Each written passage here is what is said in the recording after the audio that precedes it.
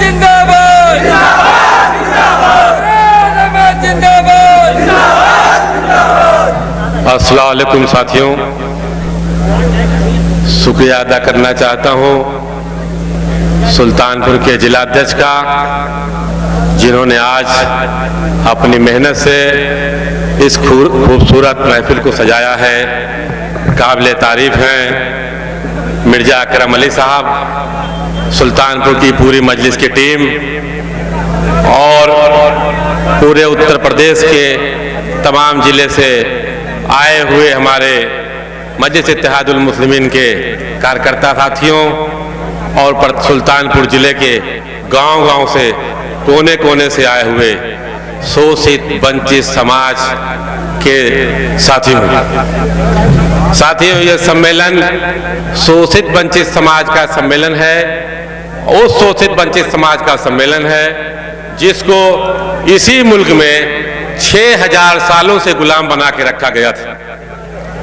ये वो शोषित समाज जिसको 6000 साल से गुलामी के जंजीरों में जकड़ा हुआ था इस मुल्क में, उनको इंसान के बराबर हक नहीं मिला हुआ था।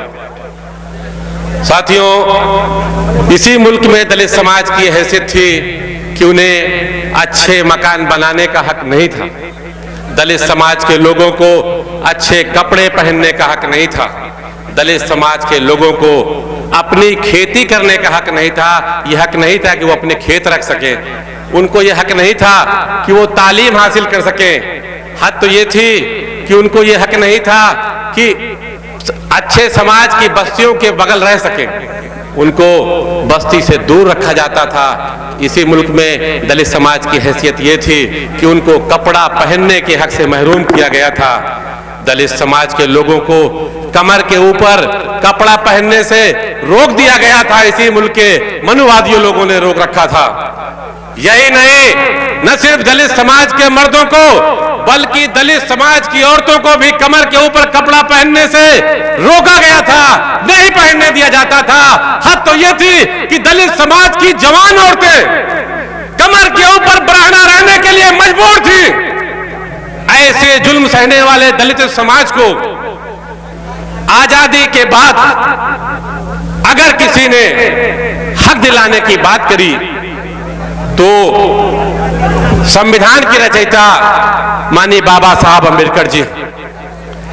जब बाबा साहब अम्बेडकर लंदन से पढ़कर वापस हिंदुस्तान आए तो हिंदुस्तान के मनुवादियों ने यह षड्यंत्र रचा कि दलित समाज का एक आला काबिल इंसान हिंदुस्तान में मौजूद है, अगर उसको सियासत में हिस्सेदारी मिली तो दलितों के उत्थान की बात करेगा। मनुवादियों ने पूना से बाबा साहब अम्बेडकर को चुनाव हरा दिया और दलितों का एक काबिल नेता जो दलितों की हक की आवाज उठाना चाहता था वो हिंदुस्तान की पार्लियामेंट में पहुंचने से महरूम रह गया। ऐसे समय में हिंदुस्तान के मुसलमानों ने बंगाल से एक मुस्लिम सीट जहां पे मुसलमान सांसद जीता हुआ था उससे इस्तीफा दिला करके बाबा साहब अम्बेडकर को वहां से चुनाव लड़ाया जहां मुसलमानों की आबादी 80% थी। मुसलमानों ने अपनी उस सीट से दलित समाज के उस रहनुमा को जिताकर पार्लियामेंट में भेजा। उस पार्लियामेंट में जहां संविधान सभा में उनका चुनाव हुआ, संविधान सभा में उन्हें हक दिया गया कि वो संविधान का निर्माण करें। बाबा साहब अम्बेडकर ने संविधान में दलितों के हक हकूक महफूज करने का काम किया, लेकिन उसके बाद भी ब्रेडकल में दलित समाजों को कोई हक नहीं मिला हुआ था। उत्तर प्रदेश की सरजमीन पर एक दलित का महान रहनुमा माननीय काशीराम जी का जन्म हुआ। उन्होंने दलितों को जगाने का काम किया, दलितों को मुत्तहद करने का काम किया, उनको इस बात का एहसास दिलाया कि ये दलित साथियों खड़े हो, आज मुसलमान समाज आपका साथ देने के लिए तैयार है, अपने हक की लड़ाई लड़ो। मुसलमानों ने माननीय काशीराम जी का साथ दिया। नतीजा यह हुआ कि उत्तर प्रदेश में दलित लीडेड मायावती की पहली सरकार बनी। इस पूरे प्रकरण में लगातार मुस्लिम समाज के लोगों ने दलितों को उत्थान का काम किया। आज दलित रहनुमा माननीय सुश्री मायावती दलितों की हक की बात नहीं कर रही है। दलितों के हक और हुकूक को इन मनुवादियों के हाथ बेच रही है।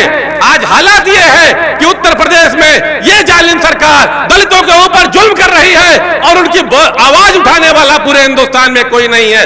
उत्तर प्रदेश की विधानसभा से लेकर के दिल्ली की पार्लियामेंट में तक बहुजन समाज पार्टी के प्रतिनिधि मौजूद हैं, लेकिन जब दलितों पर जुल्म होता है तो उनके मुंह से आवाज नहीं निकलती। क्यों? साथियों, मायावती को इस बात का खतरा है कि अगर मैं दलितों की आवाज उठाऊंगी तो मेरे दौरे इक़्तिदार में जो मैंने बदनवानियां की है, जो न लूट खसोट की है, जो बेईमानियां की है, ये सरकार उसका हिसाब मांगेगी और मुझको लालू प्रसाद यादव जी की तरह जेल की सलाखों में जाना पड़ेगा। अपनी चोरी, बेईमानी और लूट पर पर्दा डालने के लिए, अपनी लूटी हुई दौलत को बचाने के लिए आज मायावती उत्तर प्रदेश के दलितों को हक को बेच रही है, उनकी क़यादत नहीं कर रही। दलित समाज के लोगों को आह्वान करना चाहता हूं कि साथियों, हिंदुस्तान की तारीख में जब जब दलितों पर जुल्म हुआ, मुस्लिम समाज ने कंधे से कंधा मिलाकर के आपका साथ दिया। आज इस पार्लियामेंट में मुख्य विपक्ष पार्टी आपकी आवाज नहीं उठा रही है। अगर कोई उठा रहा है तो जनाब बैरिस्टर असदुद्दीन ओवैसी हैं।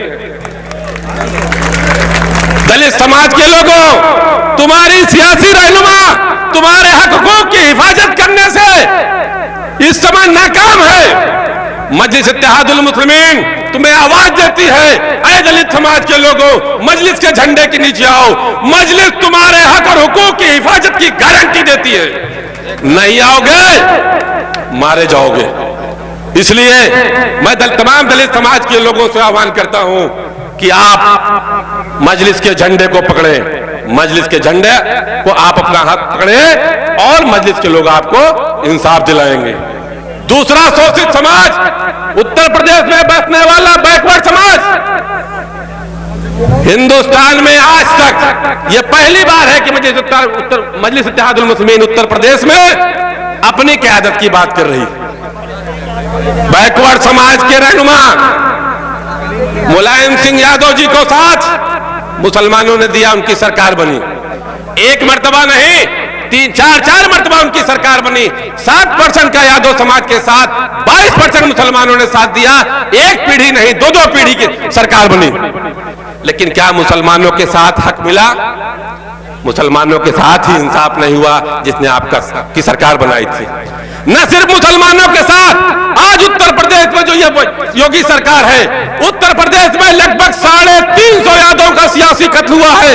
उत्तर प्रदेश की विधानसभा में यादव समाज की बात उठाने वाला कोई नहीं है। पूर्व मुख्यमंत्री अखिलेश यादव की मौजूदगी के बाद भी 350 यादव का कत्ल हुआ है। यह दलित बैकवर्ड समाज के लोगों की आवाज अखिलेश यादव नहीं उठा रहे हैं। क्यों नहीं उठा रहे हैं? उनको मालूम है कि अगर मैं बैकवर्ड समाज की लड़ाई लड़ूंगा तो हमने अपने दौरे इक़्तिदार में जो लूट घसोट की है, जो बेदुनवानियां की है, जो बेईमानियां की है, उसका हिसाब ये हुकूमत हमसे मांगेगी और हमको जेल की सलाखों के पीछे जाना पड़ेगा। अपनी लूटी हुई दौलत को बचाने के लिए, अपनी चोरी किए हुए धन को छिपाने के लिए आज उत्तर प्रदेश की समाजवादी पार्टी यादव समाज के हक की लड़ाई नहीं लड़ रही है। तुम्हारे हक की लड़ाई क्या लड़ेगी? साथियों, अभी पिछला इलेक्शन हुआ, लोकसभा बहुजन समाज पार्टी और समाजवादी पार्टी दोनों पार्टियां साथ मिलकर लड़ी थी ना भाई? उत्तर प्रदेश के मुसलमान ने भी उस गठबंधन को वोट दिया था ना। समाजवादी पार्टी और बहुजन समाज पार्टी, उस दोनों का गठबंधन भारतीय जनता पार्टी को हराने में नाकाम रहा। आज बताओ कलीम भाई साहब, ये कलीम भाई साहब जहां कहीं हो आओ स्टेज पे। बताओ क्या आज ये समाजवादी पार्टी क्या अपने बूते पर चुनाव जीतने की स्थिति में है? बहुजन समाज पार्टी के लोग अपने बूते पर चुनाव जीतने की स्थिति में हैं? जो लोग ये कहते हैं कि मजलिस के लोग उनका वोट काट रहे, 7% का यादव समाज, 11% के दलित समाज, 22% का मुसलमान समाज जब उनका साथ देता था तब उनकी सरकार बनती थी। आज वो लोग अपने समाज की हिफाजत नहीं कर पा रहे, तुम्हारी हिफाजत क्या करेंगे? आज पार्लियामेंट में वाहिद एक शख्स मौजूद है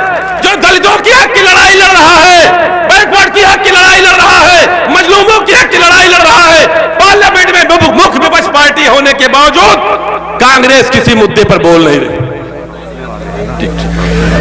इसलिए साथियों, आह्वान करता हुआ आप सबका कि आप लोग मजलिस इत्तेहादुल मुस्लिमीन का दामन थामे।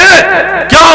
मजलिस इत्तेहादुल मुस्लिमीन की लड़ाई हक इंसाफ की लड़ाई है, न किसी मुसलमान की लड़ाई है, न किसी हिंदू की लड़ाई है, इंसाफ की लड़ाई है। 3 पीढ़ी से बैरिस्टर असदुद्दीन ओवैसी साहब के परिवार पार्लियामेंट में रहा है और आज तक किसी भी एक मुकदमा नहीं है किसी बदलवानी का। आपके पास एक ऐसा लीडर मौजूद है जो आज हिंदुस्तान में हर जुल्म की लड़ाई लड़ रहा है। तो सवाल यह उठता है कि हमको किसके साथ होना चाहिए? क्या हमको हक की लड़ाई में मजलिस इत्तेहादुल मुस्लिमीन के साथ होना चाहिए या नहीं होना चाहिए? इसी सवाल को आपके बीच में छोड़ के जा रहा हूं। खुदा हाफ़िज़। हजरात